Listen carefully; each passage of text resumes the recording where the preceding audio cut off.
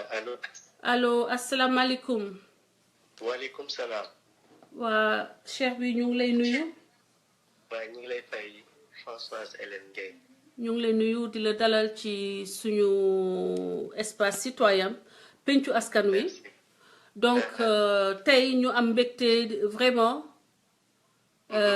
di la recevoir ci pencu askan wi.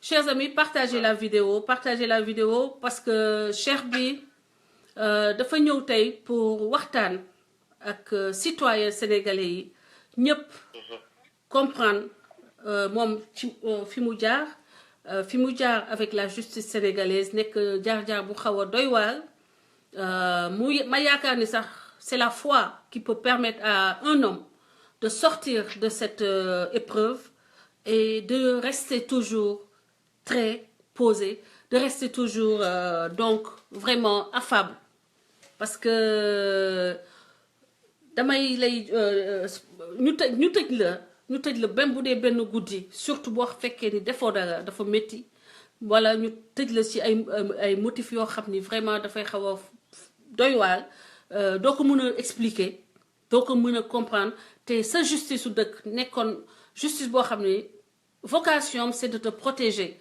La vocation de la justice est de protéger le citoyen sénégalais. Donc, si aujourd'hui on se retrouve à ce que justice sénégalaise ci boppam dafay maanaam dafay nasaxal les droits du citoyen sénégalais nga xam ni que c'est grave. C'est une chose extrêmement grave et looloo tax ma def tout pour approcher la fexe nga mun a témoigner de votre expérience devant les citoyens sénégalais pour qu'ils mesurent l'ampleur de la situation du dérèglement de notre justice.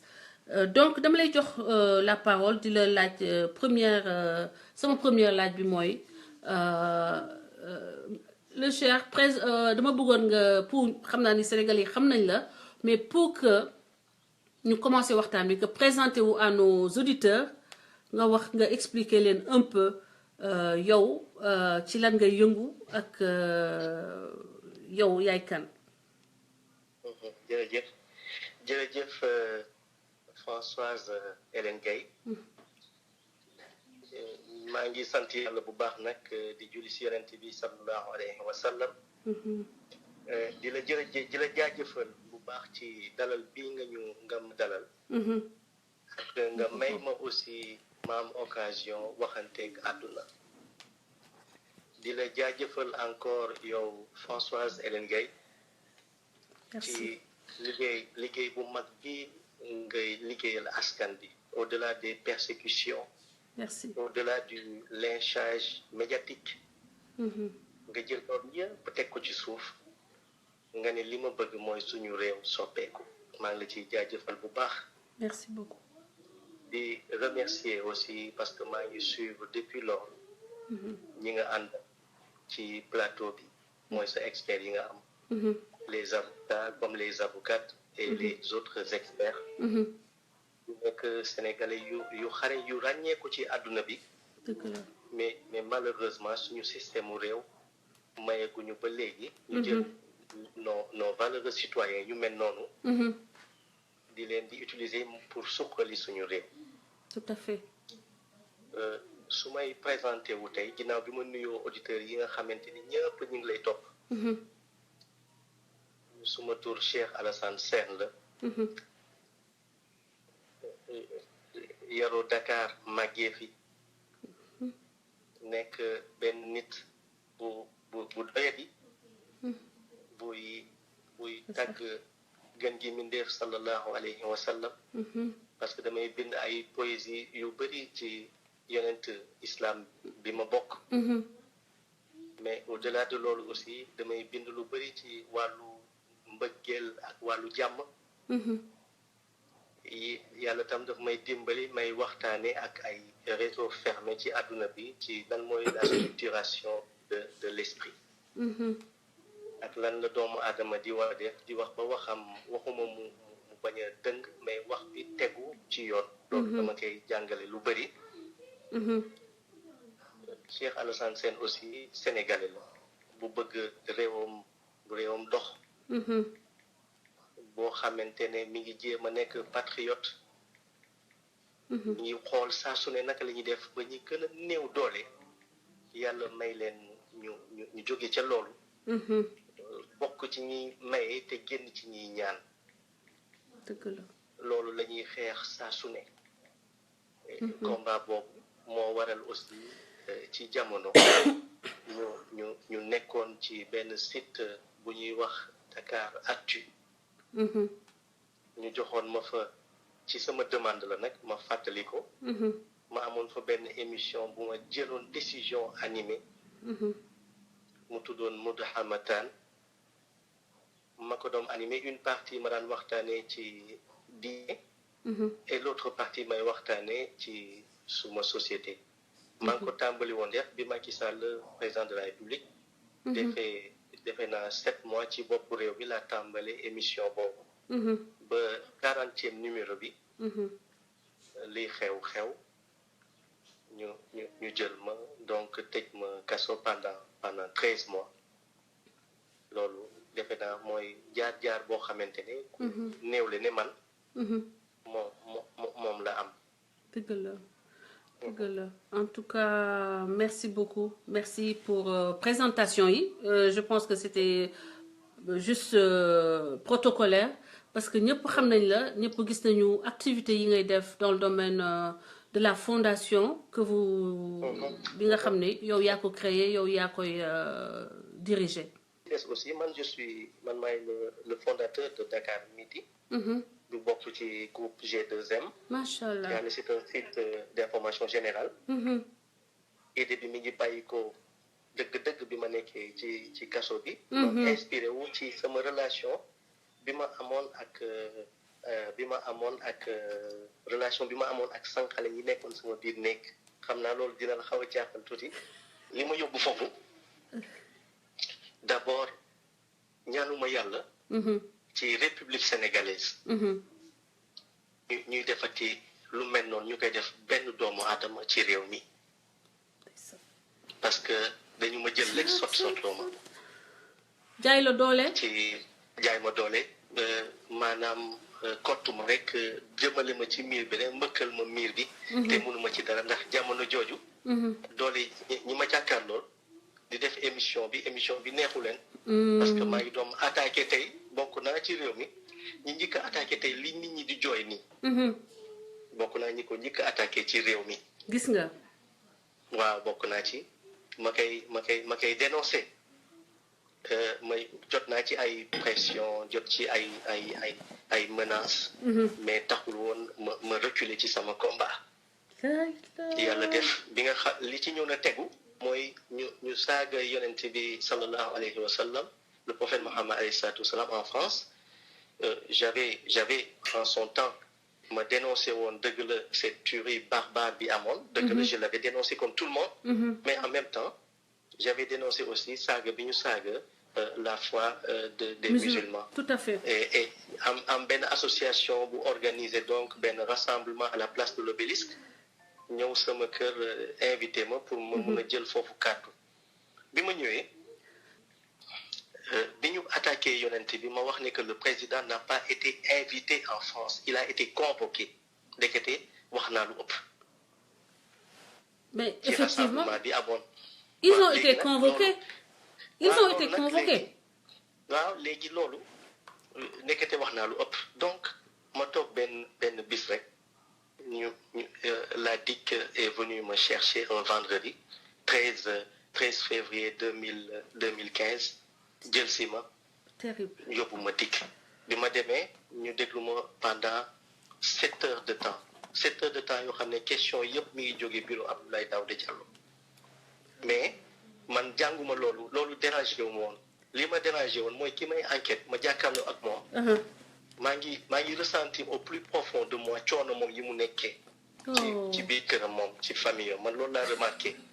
parce que question yi ma doon laaj dama gis ne question yëpp ay naqaru këram la ci dugalaale pour sotti ma ko man mu yéem ma. man mu def ma de rek mais ma toog ñu bind nag léegi dañu ne maa yónnee SMS Macky Sall yónnee ko ANACIM mu fay yónnee ko Abdoulaye Daouda Diallo. ñu wax ne SMS bi dañ ci bind salaam. Nous sommes 19 membres de Al-Qaïda déjà à Dakar. nous te menaçons xawma message bi sax c'était déstructuré nous te menaçons toi et ton président ma waxanteeg le commissaire ma ne ko salaam paix lay tekki musul ànd ak menace après ma ne ko loolu mooy benn ma ne ko ñaareel ba dañu bind si mail nous sommes 19 membres de Al-Qaïda déjà à Dakar ñooñu dañu def mouvement vers Dakar man je suis de Dakar donc mënuma wax loolu mu ne tekk xamatul fu muy jaar après mu may laaj ay questions yoo xam ne vraiment ay lan laa reere fan laa duggoon nag lan laa def le lendemain à ma grande surprise ñu yóbbu ma fanaanal ma ci condition yu metti nag centrale metti waaw metti laa la wax yoo xamante ne yéenewu ma ko suma noonu et le président était à quelques mètres de fi ñu ma denc moom mi nga xamante ne lu ne laa daj aussi pour mu nekk président de la République xëy na tey suma ñaari kàddu moo fi am mooy kàddoom moo ëpp doole sama bas donc man su ma waxee aussi sama wax amul solo moom waxam rek mooy am solo ndax c'est le président de la République te président de la République aussi dañ moo tax ñuy namm muy wax dëgg ndax saa yu waxee dëgg lay doon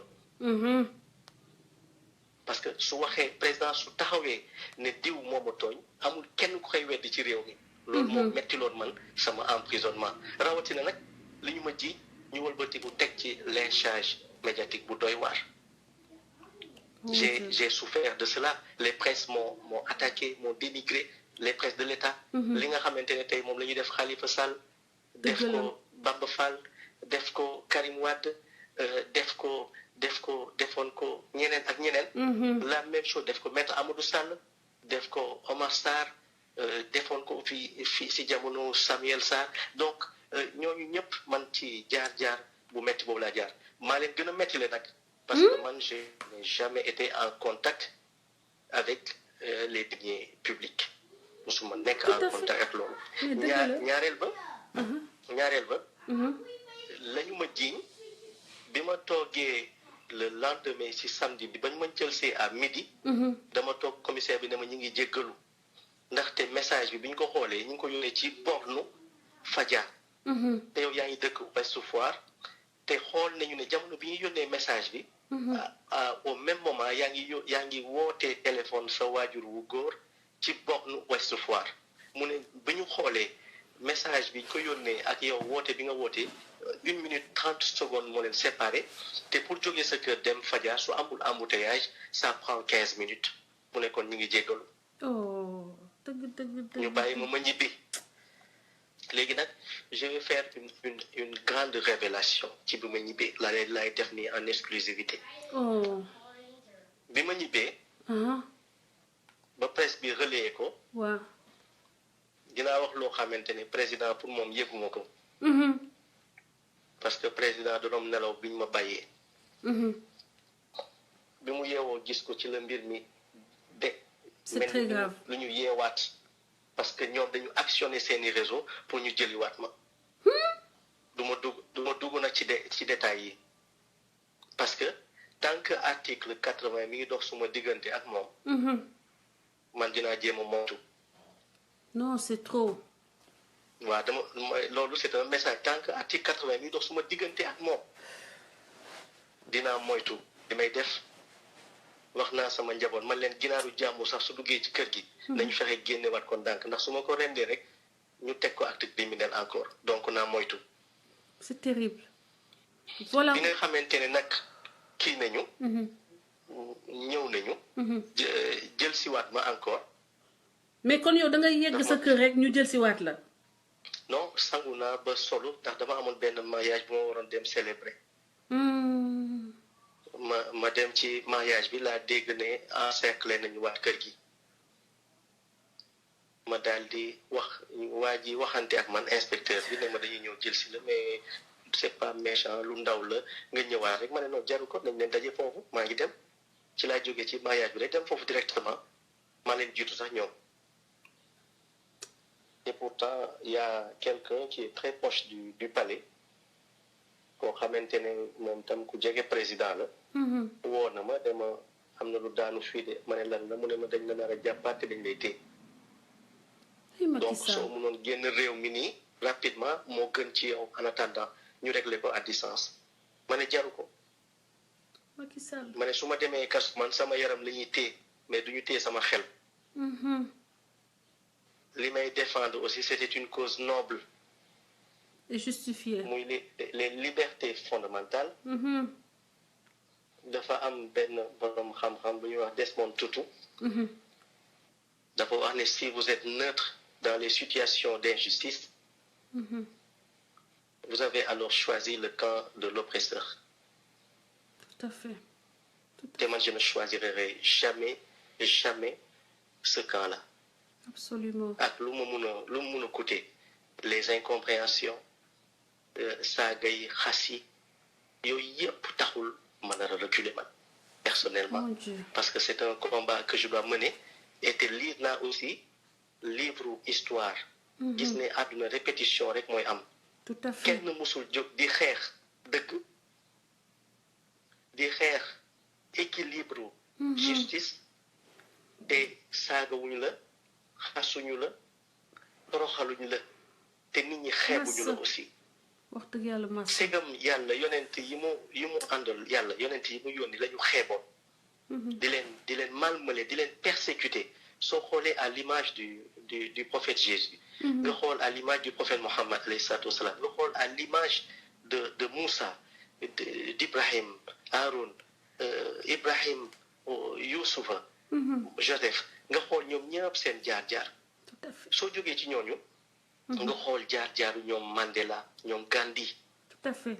nga bàyyi ñoonu ñëwaat suñu réew nga xool tey jaar-jaaru Cheikh Ahmad Bamba Khadim Rasoul. waaye yàlla daf ko defal moom tam ndimbal ndax ndeysaan tubaab bi dafa bind. ci si bi ñu ko téyee yóbbu ko Gabon bi ñu demandé benn psychologue mu étudier tuuti Cheikh Ahmad Bamba li mu nekkee au Gabon. li mu bind ci kii bi mi ngi ci archives françaises yi nee na li ko yéemoon mu ne lu persécution bi gën a metti ci Cheikh Ahmad Bamba il était émerveillé par le personnage. mooy lu mu metti day xool toujours Cheikh Ahmad Bamba il n'a jamais perdu le sourire. loolu moo ko yéemoon ma ne c'est tout à fait normal parce que il avait compris que dans endurance bi yàlla wax ne na ngeen ko endurer. du woon rek pour ñu muñ nekkatee endurance xam lu muy tekki. mooy ñëw leen sama wet dafa mel ni escalier bu jëm ci suñu borom moo tax ñu war a endurer ñu. lu ñu mun teg rek. léegi donc Hélène bi ñu ma jël see yóbbu ma bi ñu ma jëlee centrale indi ma ba ñu bàyyi ma. ba ñoom ñu ñëwaat jël si waat ma. ma jiitu leen fa. ñu may laajaat question yoo xamante ne amul bopp amul genn. ñu jëlaat ma yóbbuwaat ma centrale ma fanaan fa ñu téye ma fa lundi téye ma fa dimanche téye ma fa mardi ba mercredi ñu présenté ma devant le juge bi wax ma ne ma dañu ma jiiñ juróomi chef d'accusation je ne sais pas. waaw donc mu ne ma d'abord atteinte à la sûreté de l'État. Mon Dieu. lan nga def ñu ne lan nga def da nga teg ay bombe wala da nga doon préparer ay bombe. xaaral ma bi mooy ne atteinte à la sûreté de l'État. mooy acte de terrorisme par intimidation. loolu suñu avocat yi noté leen loolu. waaw beneen bi ñu ne acte à troubler l'ordre public. beneen bi ñu def association de malfaiteurs. am na bu ci raxoon aussi ñu wax ne extorsion de fonds au président de la République ñu dindiwaat ko parce que moom mënul dox ndax mënul dox parce que moom su toogee ñu wax ko ne boole nañ ko ci mu fàttali ko suñu jaar-jaar tuuti day wax ne da ngeen ma dindil lii donc loolu ñu ma jiiñ acte criminel la lay yóbbu directement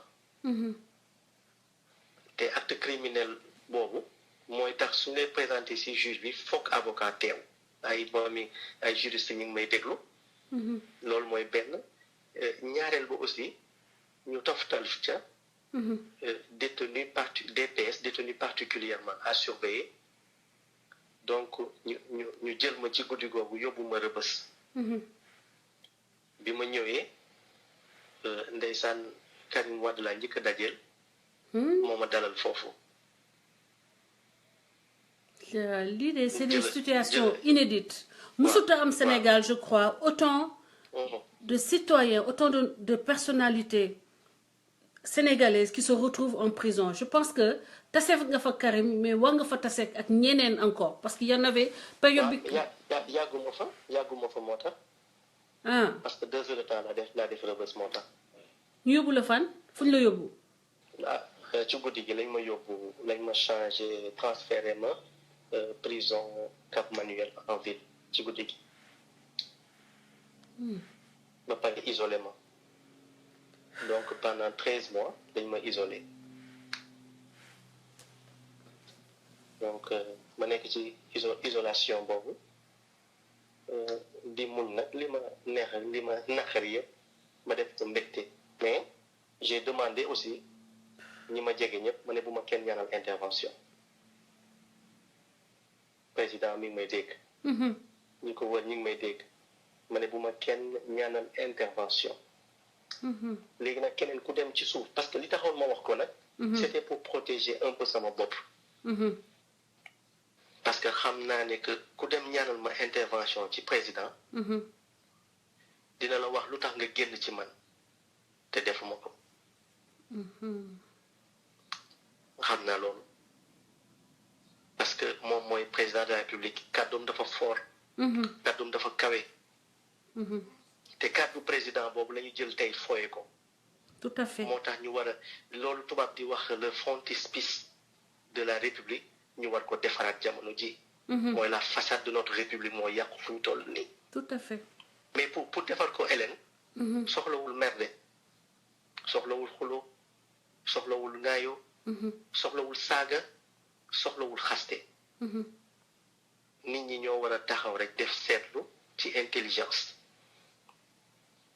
Donner de la matière à Macky Sall, il faut lui donner de la matière parce qu'on lui a laissé trop de liberté.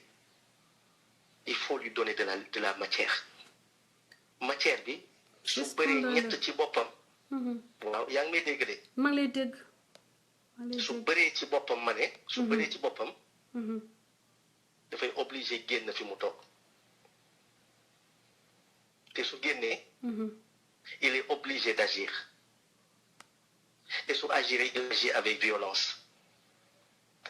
Qu'est-ce que et le peuple va reprendre son pouvoir. Parce que le peuple dit mon pouvoir. Mon donc saaga jaru ko xaste jaru ko.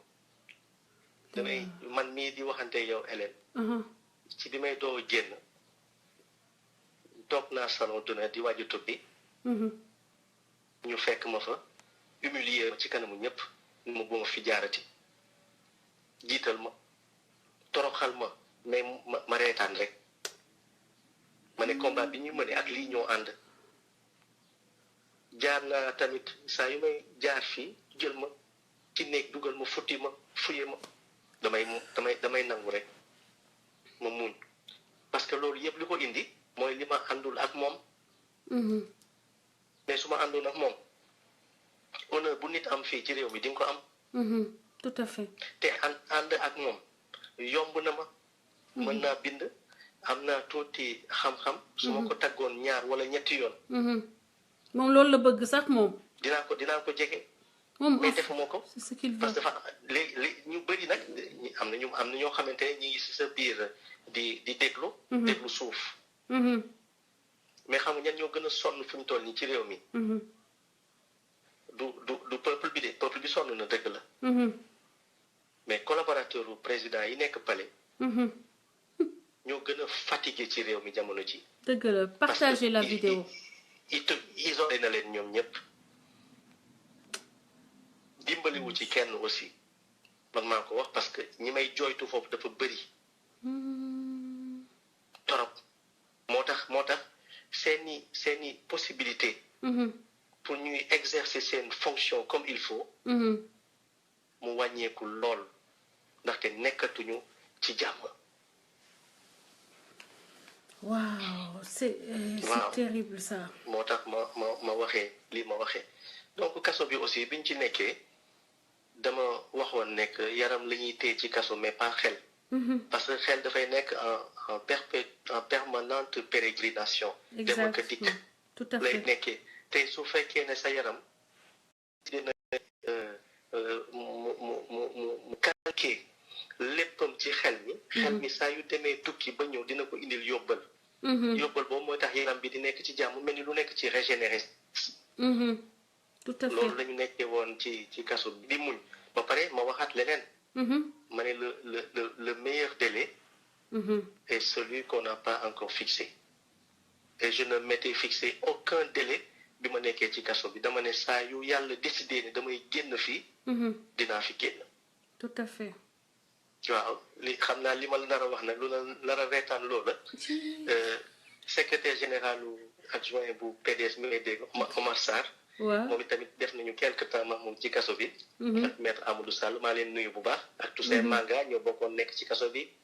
daan reerandoo ak Victor Sadio Diouf gars yi de ñoom ñëpp a ñam Sénégal ñëpp a ñam nekk ci bale na bañ duggee jàpp franchement je suis Omar Sarr dafa am benn xale xam naa nga baal ma sax ci expression wuyu bu mag la woon ñu bokk moom kaso bi nga xamante ne yegsi na rek xale bi dafay jékki-jékki rek day agressif ma ne ko Omar xamu ni ñuy def suñu bëggee am jàmm ci kii bàyyi ma jëlal ko ndékki yow nga jëlal ko añ mu ne ma nañu def noonu waaye xale bi su ndékki bi jeexee su ma koy laajee mel ni ku may gëddaale ma ne ko léegi mu ñëw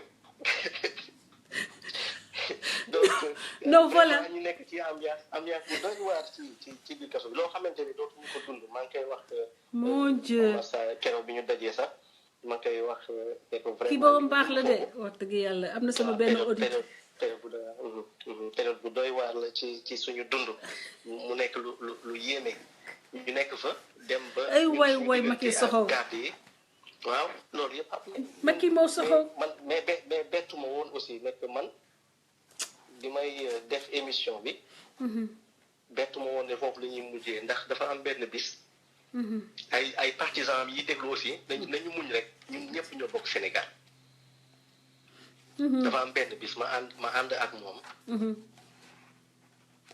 ci la xam ne que il n'est pas un homme patient mais dama bëggoon tester loolu ma may ko benn tàngal moom du ko fàtte may déglu gémmiñ gi mu déroulé tàngal bi ci biir gémmiñ gi 4 wala 5 secondes rek tas ko ma ne ki ko jox ma ne am nañu problème te mënuñ ci woon daal c'était trop tard déjà parce que c'était entre les deux tours loolu xam naa mi ngi ci xelam fi ñu toll nii donc vraiment daal non ça c'est terrible lii daal moom mooy mbir mi en tout cas di rafetlu suñu dugg ci biir émission bi mais di ko rafetlu baax a baax fi mu toll nii waxtaan bi dañuy reetaan parce que da nga ñu mettre à l'aise mais c'est des choses yoo xam ne dañ ci war a jooy c'est des choses yoo xam ne dañoo war a jooy parce que loolu lay bañ d'ailleurs en réalité il s'agit de privation grave ay violation grave droits citoyens parce que dans tous les cas normalement présomption d'innocence la ñu war a doxalee justice Sénégal mais boo nekkul ci côté Macky Sall yow da nga nekk da ngay coupable ba pare Macky Sall doo dem dox soxlaam dem xool est-ce que am na lu muy xool lu muy seet wala am na ñu koy neexal wala am na ñu koy woo mu sentir boppam nag que ni waaye yow ñëpp gis nga de non c'est-à-dire que dafa puéril excusez-moi de le dire comme ça mais le comportement de notre président est un peu puéril parce que les outils de la République waruñu foo ak moom vous nous avez donné vous venez de nous donner benn anecdote par rapport ak ndekki bi nga xam ni saa waay dañu leen il fallait ngay jox waajooju ndekki Maître Sall di joxe kii wóor na ma ni Karim Wade ku wax ak moom itam am na ay waaw moom tamit jàmbaar la moom ak Maître Amadou Sall yëpp on a passé de grands moments ci kaso bi tànn nañu ceeb foofu jàng nañ ko bale nañu kenn imposé wuñ ko nag mais vraiment c'était une grande expérience pour ñun xam nga su def nañu yaa leen choisir def ko waa ñoo choisir parce que simplement ambiance bi amoon ci kaso bi dafa dem ne dañ dem organiser organiser ko ba nga xamante ne mel na ni suñu nekkee suñu biir kër yi parce que amuñu woon choix aussi. On était en prison, il fallait qu'on organise notre environnement. Absolument. Donc noonu laa def man bi ma ñëwee rek. ma xool d'abord li ma njëkk a jàng mooy jàng sama nekk sori woon ak bureau directeur bi. te comme moom tamit ku yàlla baaxaloon le premier directeur bi ñu yoroon. saa yu daan ñëw le matin rek j'avais calculé ñaata pas lay def pour ma xam ne moom la façon dàll bi muy sol. ma calculé ñaata pas lay def pour dem ubbi bureau am. yaa ngi dégg. yàlla dimbali ñu aussi ci jamono boobu moom mu ñu yoree. ñuy organiser wu aussi ba diggante ndekki bi ak añ bi ak reeru xale yi nekk ci biir kaso bi. kenn ku ne di ci defaale li nga mën. je profite aussi même de cette occasion aussi. pour nuyu Taïb Socé moom tamit bokk nañu nekk ci kaso bi ak Thione Seck donc kaso bi nekkoon na rëboon na pour ainsi dire. waaw donc loolu yëpp daal. yéen say ngeen organiser ay séance xasayid ak yooyu. lépp amoon na fa. nit ñi dañuy waxtaan ci lépp rek. ci lépp waxtaan julli. man nag comme aw ma woon accès aussi ci biir kaso bi. aw ma ci woon accès pendant 13 mois. dañ ma isolé woon ci benn néeg. ajjuma ba ajjuma rek laa doon dugg ci biir kaso bi dugg bi aussi dañ ma mayoon su ma jullee li génnaat. donc du ma woon abusé aussi. donc j'étais très souvent dans mon coin et je lisais beaucoup aussi. donc préparer aussi sama procès. parce que dama profité utoon le code de procédure pénale.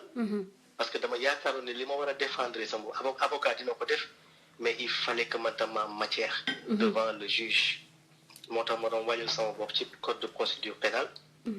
et le code pénal aussi. ma doon wàññil sama bopp ci thème procès boo xamante ne aussi j'étais persuadé du ma ci def.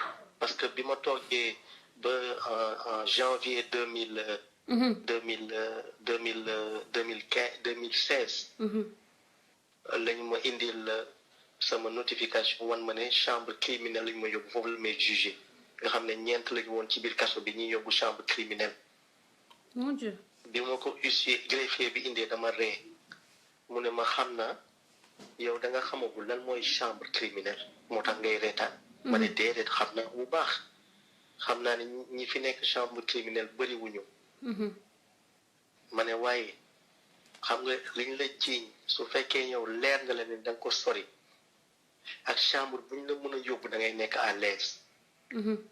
et j'étais à l'aise ci yóbbu boobu ñu ma yóbbu foofu parce que xam naa duñu ca yegg am na yoo xamante ne nag.